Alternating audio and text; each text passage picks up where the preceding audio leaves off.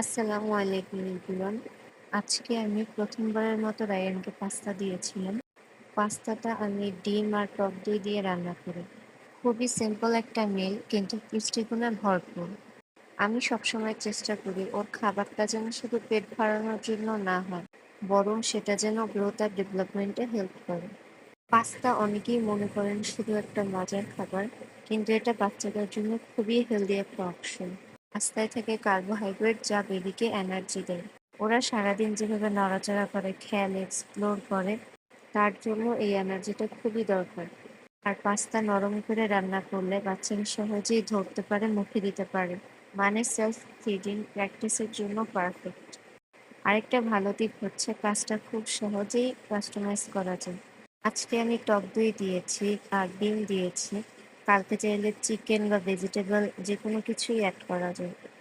মানে একই খাবারের ভ্যারাইটি আনা যায় যাতে বাচ্চা বোর না হয়।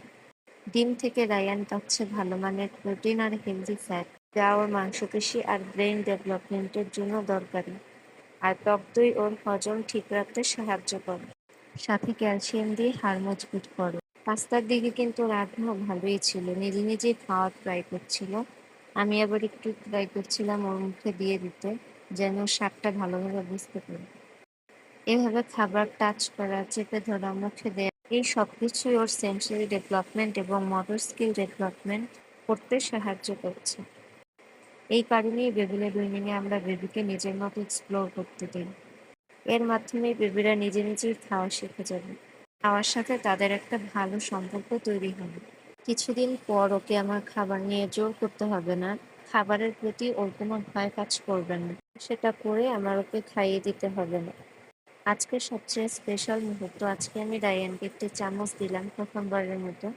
এটা হয়তো খুব ছোট একটা স্টেপ মনে হতে পারে, কিন্তু বেবির জন্য এটা অনেক বড় শেখার শুরু। রায়ান চামচ দিয়ে খাওয়ার থেকে চামচটাকেই বেশি অবজার্ভ করছিল। এটা আসলে খুব ইম্পর্ট্যান্ট একটা ডেভেলপমেন্ট স্টেজ, যেটাকে বলে সেন্সরি এক্সপ্লোরেশন। এই সময় বাচ্চারা ছুঁয়ে, দেখে, মুখে দিয়ে শেখে। এটাই তাদের শেখার সবচেয়ে বড় উপায়। আরেকটা জিনিস, আজকে কিন্তু রায়ান নিজের মতো করেই খাওয়ার চেষ্টা করছিল। হয়তো ঠিকভাবে কাটছে না, কিন্তু চেষ্টাটাই গুরুত্বপূর্ণ। আমরা যদি এই সময় ওদেরকে একটু স্পেস দেই, একটু মেসি হতে দেই, তাহলে ওরা নিজেরাই কনফিডেন্ট হয়ে যাবে। অনেক সময় আমরা পরিষ্কার করার জন্য কিংবা দ্রুত খাওয়ানোর জন্য নিজেরাই খাইয়ে দিই, কিন্তু মাঝে মাঝে ওদেরকে নিজের মতো করে দেয়াটা খুবই জরুরি, ইভেন যদি চারপাশে একটু নোংরাও হয়।